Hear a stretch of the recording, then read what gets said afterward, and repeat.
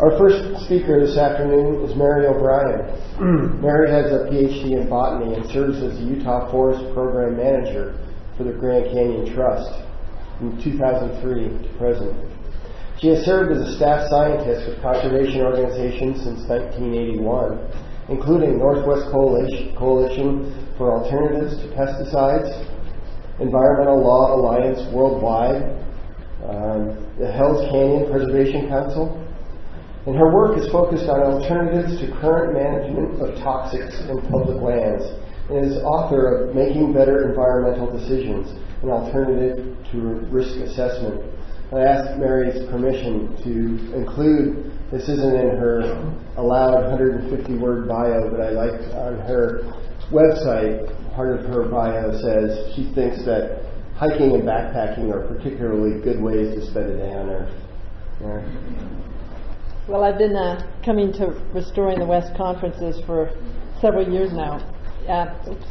It's a pleasure to be participating with a presentation. I'm going to be talking about work that Grand Canyon Trust, which I'll refer to as the Trust, is doing to help speed reintroduction and restoration of beaver in Utah, and along the way thinking about the interactions of beaver and plants and elk and cattle and the plants that beaver use, trying to figure out where the balance is going to need to be if we're going to have beaver. Of course, we have one of two species of beaver here in the United States, the other one being in Europe. Ours is Castor canadensis. The European beaver, Castor fiber, is a little bit bigger than our beaver. And North American beaver is pretty much distributed throughout the North American continent, with the exceptions being those you see below. In terms of our knowledge of the degree to which beaver populations were functional on our continent, we really don't have a lot of cultural memory, because this is a map of the years in which basically the U.S. was cleaned out of beavers, pretty much, not to the point of extinction, but below the levels at which they had played really functional roles on the landscape, with the earliest being over there on the eastern seaboard. Took about 100 years that the beaver trapping was going on. Then they moved to the upper kind of Midwest and far northeast and far northwest, Pacific Northwest. In about 90 years, that major trapping was going on. And then in the green, which is the west and southwest and part of Midwest, was pretty much cleaned out in 40 years, 1810 to 1850, and then in about 25 years, the southeast was trapped out. In the state of Utah, and I'm hoping in the next few years we get a more updated map, but this is the habitat, this is a UDWR map of where your beaver habitat is centered in Utah, with the red being considered critical habitat, which is core for persistence of beaver long-term on a landscape, whereas the green is considered substantial value habitat, which implies frequent use by beavers is feasible. And the work that I do with the Utah Forest Program for Grand Canyon Trust is focused on the three national forests of southern and central Utah.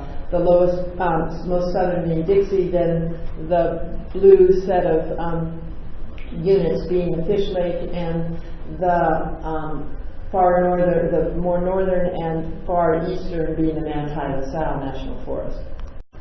Well, beavers, and I'm really talking about dam building beavers.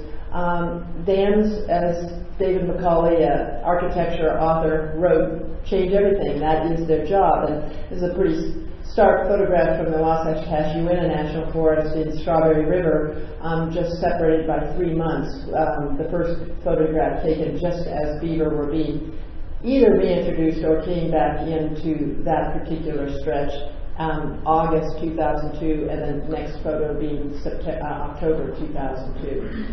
And the next 4 photos were in a slideshow by Lou Pence, who's been working for about 30 years on getting beaver reintroduced back in Idaho. He's retired now. He was with the old Soil Conservation Service.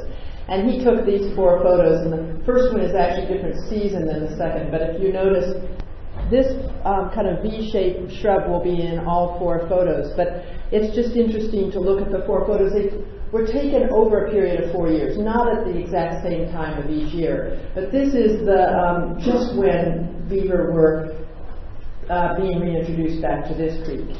And that's rather soon after, I think the next spring. And that's 4 years later. And this is particularly critical to us right now because of climate change. Utah is the second driest state, and just a couple days ago on the website I was seeing a report out of the National Center for Atmospheric Research talking about the U.S. facing record droughts, and are we really thinking about what that's going to mean for us?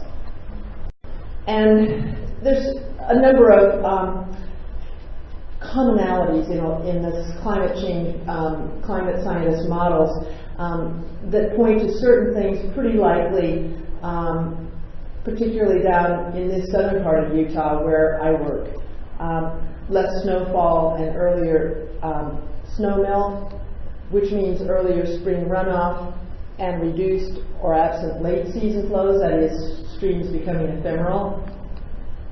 Higher temperatures and increased evaporation, longer, more intense droughts, more intense storms when they do come on droughty slopes, gouging creeks and streams, and reduced wetlands. So we've got some problems. Dam building beaver can't solve everything, but they can help. They slow the snow melt and other runoff with their dams. They thereby extend the season of flow because the dams are always leaking and the water is going to make its way downstream. They store and cool water underground, particularly below the dam. Underground can submerge a valley before the water then seeps back into the main channel. Release water during drought years because it's stored in the ground table. Reduce the erosive power of floods by piling up sediment in incised creeks. And, of course, create wetlands with their ponds and the land around behind that. That is, dam building beaver can help us. And that's even aside from the fact that they produce habitat for amphibians around the warm edges of ponds, cavity nesters and secondary cavity nesters in the trees they drown, small mammals in the expanded riparian area, and so on. So part 2, the willow family. Cottonwood and willow and aspen, all in the Salicaceae, and beaver cut down the willow family. But during the summer, they need to focus, and do focus, on herbaceous vegetation. These are a couple of beavers in Tasha Creek diving down to get green aquatic plants, and then coming up, and you can't see it very well, but they're kind of stuffing their mouths in the second photo. Well, the willow family is used to beaver. It responds to being cut down by growing back, unless it's cut down too soon or too often. The photo on the left being a big cottonwood stump that it sprouts, it continually sends up sprouts that are being browsed off, and the other one being a rather old willow that is just inches tall. Now willow, and that's what I'm going to focus on out of cottonwood and aspen and willow, is generally expanded by beavers because because of the edges of their ponds becomes a good habitat for willow. It allows for the long-term residence of beavers. They may kind of clear out an area around their creek or pond with aspen, and that may take a little bit longer to grow back, but willow can respond more quickly. And so they actually are sometimes called willow farmers because they do expand the willow. Willow is important for anchoring stream banks during floods because of the deep roots, provides riparian structural diversity, low, medium, tall structure, shelters and feeds a large variety of wildlife, including neotropical migratory birds, provides winter browse for deer and elk, and as Bill Ripple was showing this morning, shades creeks. But a real problem is that it is on the banks where it's accessible. It's frequently heavily browsed. Now in 2008, the Trust went to about 69 sites on the Dixie and Fishlake National Forest, running transects on browse intensity and height structure. And a typical histogram arising out of this, and this happens to be on a particular site in Tasha Creek, is where the great bulk of the regeneration is being kept below 4 feet or 5 feet. In other words, is not recruiting.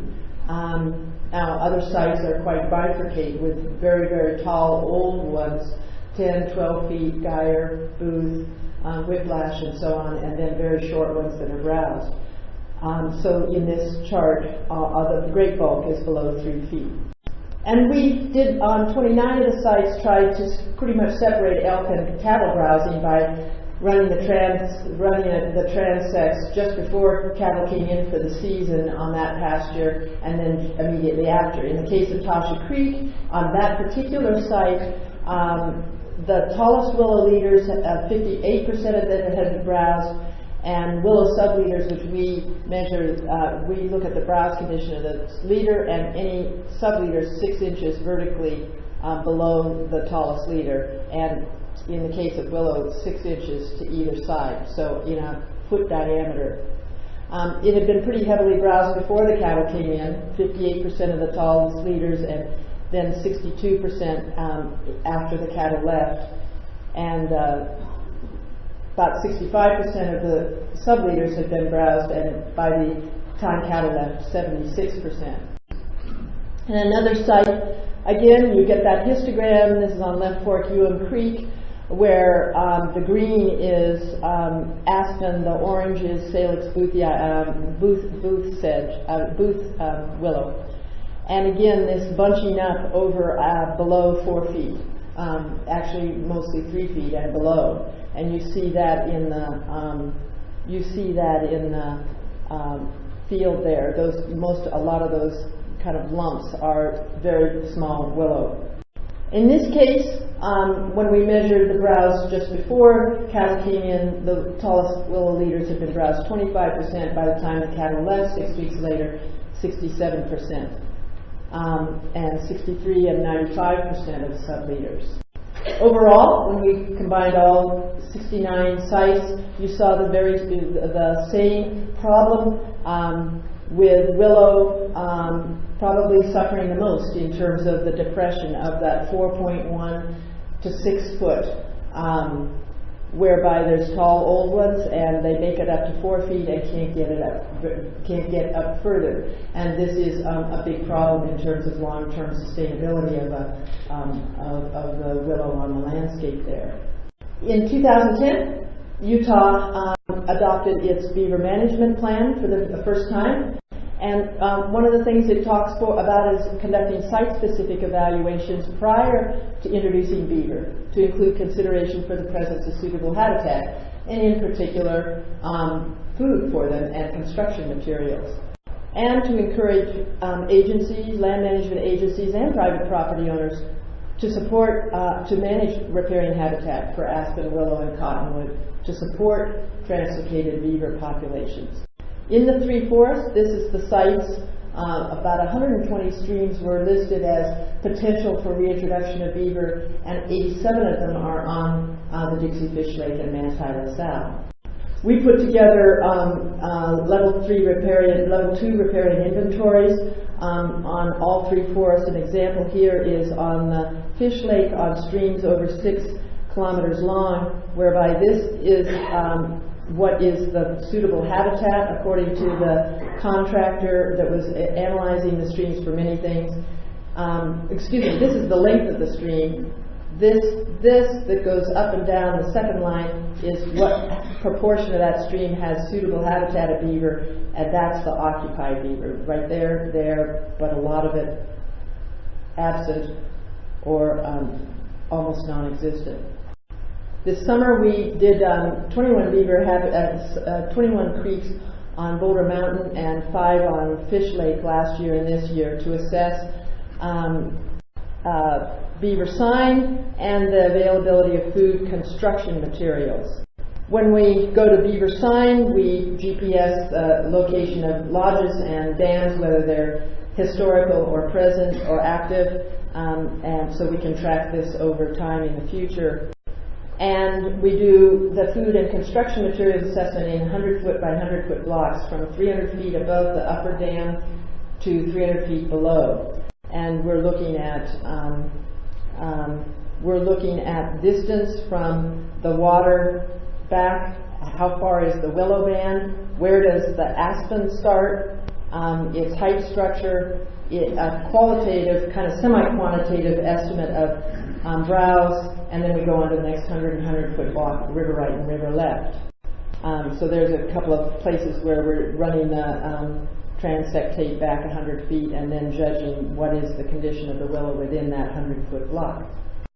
Same with aspen, how far back from the stream is it till the aspen, and that's important because beaver like to stay within about 100 feet. They will go further, but they like to stay within 100 feet of water because they are lunch for a lot of predators when they're out on land. What did we find? This is just 15 of the 23 creeks because we just finished field work 2 weeks ago and we're still crunching data. The 3 that are capitalized are the only ones with active beaver right now. And I'm focusing again on willow, and so I've ordered them in order of what percent of the reaches in that creek had dense willow and aspen, and the willow being the green and the aspen being the yellow. And you see that a lot of them don't have particularly much of the beaver habitat site with dense willow or aspen. And all of these were sites that have beaver historically, except for East Fork Boulder Creek and the 2 last ones. I think more of the beaver use was side channels, not the creek itself. It's a pretty heavy flowing creek. Then another thing we're looking at is what percent has mixed height structure. That's kind of a healthy, you've got the regeneration, you've got the recruitment, you've got the overstory. And this is where willow is really lags behind aspen. Aspen in these sites that once had beaver the aspen has largely recovered. It's often on slopes, and it is doing nicely to build back up again. But willow, because it's down where cattle and elk like to browse heavily, is not recovering well after beaver have left. Then a third, I'll make just a chart on what percent of the beaver habitat has uncommon willow or aspen. And again, the green being willow, there are a lot of sites that are mostly uncommon, and that means in 100-foot length in the band of willow, there's maybe 3 willow. Scattered would be 7, 8, and so these are really suffering from lack of willow. Here's historic beaver habitat where we mapped the 12 dams at West Deer Creek, which is a place that we think may be possible to reintroduce beaver. It's got some good habitat, but that's where it's heavily browsed. The arrow's pointing to willow that is being browsed back, and that's an old abandoned beaver dam. This is the kind of data that we gather in that West Deer Creek as a whole. You had about 34% of the stretches with dense willow, which is one of the reasons we think beaver could go back in there. But it's a real problem. They're mostly over 6 feet. You're not getting much recruitment. Then we also look at that was aspen. Willow also had, there's 33% is of the reach is dense and a pretty mixed height structure. In terms of browse, this was June, before the cows come in. 46% of the Aspen leaders had been browsed already, and 59% of the leaders and sub-leaders had been browsed before the cattle ever came in for the season. We're looking at active beaver habitat in Tasha Creek. 17 dams last year that were active, 15 dams below that were inactive. We tracked it again this year, and we re-measured dams, found 2 new ones there, an inactive one that was reactivated. So we're tracking conditions there. Here's another active beaver habitat, Gottfriedsen Creek. It was a tributary to 7 Mile, which feeds into Fishlake. Again, mapping the 11 dams there. And some of the dams are just earth pushed up, fairly flat land. It's terraced. It's a long-time beaver place. But again, here's the problem. Booth willow, almost all being kept very low, and it is a willow that has the potential to be 10, 12 feet tall. Some Geyer willow that are taller, but the structure isn't great. When we measured the percent of the, we actually did transects rather than the guesstimates on this one. About 47% at the end of the season. It was in October. The leaders had been browsed, but the average height of the stubble height of the sedges was 1.8 inches, and that's not standard, and it doesn't provide beaver with herbaceous food. And then on top of it, we found that Salix arizonica, a sensitive species, was also there, which always tends to be when you get into the beaver habitat. You do find diversity of other species that you, water voles and otters and so on. So that's the issue I'm bringing to you, is if that functional populations of beaver, whether we're going to have them or not, is really up to us. We know what they need. Any questions? I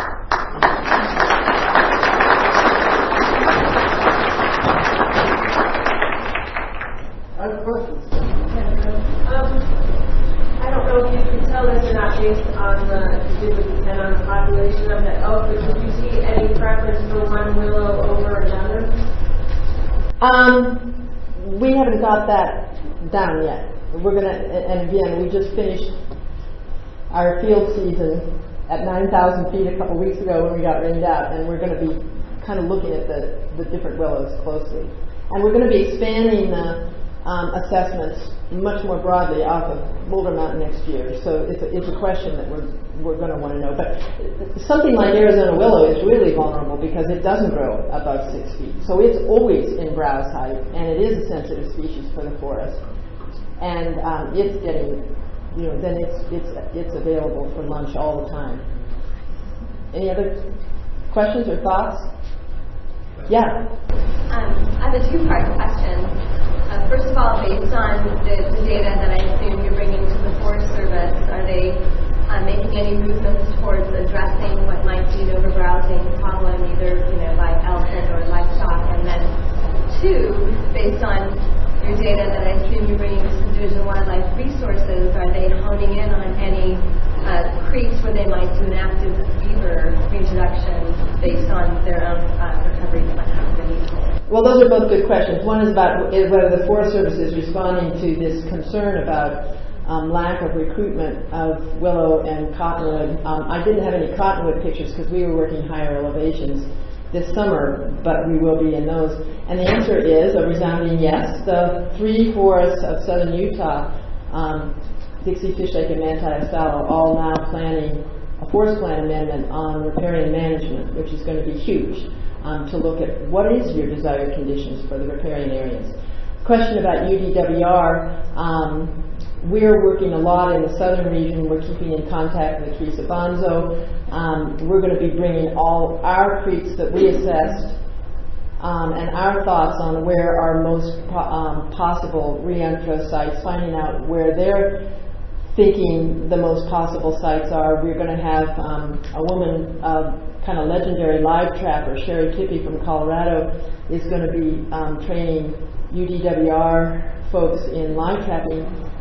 UDWR is going to in turn train some interested citizens in being live trappers so that they can help with the process. Because when you're trapping whole families, you often have to come night after night till you get the whole family. You have to store them in your backyard or wherever until you get the family and move them and so on. So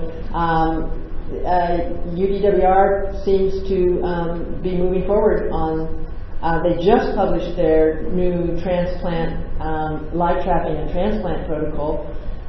So it's all going to take time, and it's going to take lots of conversations with lots of people, but I think it's going to happen. Last question from Jody Gill.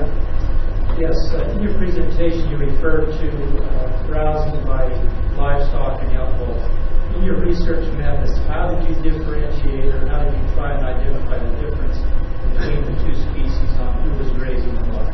Only by timing. It's about the best we can do. And that's when I mentioned that on some of the transects in 2008, we did our reading of transects and browse right before the cattle came in and right after by reading the annual operating instructions.